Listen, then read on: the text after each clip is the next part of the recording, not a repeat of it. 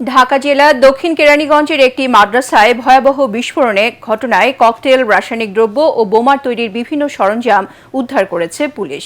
শুক্রবার সকালে হাসনাবাদ এলাকার উম্মাল কুরআন ইন্টারন্যাশনাল মাদ্রাসার একতলা ভবনে এই বিস্ফোরণের ঘটনায় নারী, শিশুসহ 4 জন আহত হয়।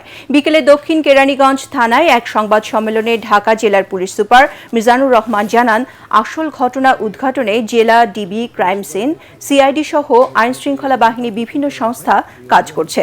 মাদ্রাসাটিতে 30 থেকে 35 শিক্ষার্থী পড়াশোনা করত। তবে শুক্রবার ছুটির দিন হওয়ায় মাদ্রাসা বন্ধ ছিল। এ কারণে বড় ধরনের প্রাণহানির ঘটনা ঘটেনি।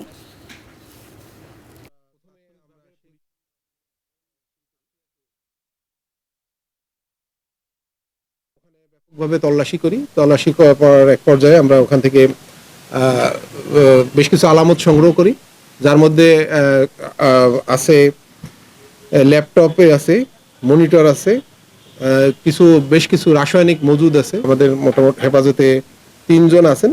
এ বিষয়ে আমাদের অভিযান অব্যাহত আছে এবং এ বিষয়ে আমরা আমাদের মামলা নেওয়ার জন্য আমরা প্রক্রিয়াধীন আছে।